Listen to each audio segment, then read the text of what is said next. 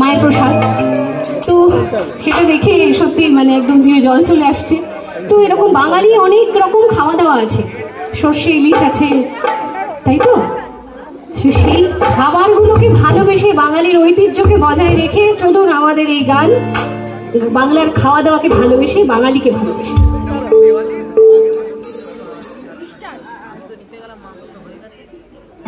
নয়নাদির লাল clip আর যাবে না, নয়নাদির লাল clip যুগ যুগ জিও। এটার সাথে কেউ লাল সেই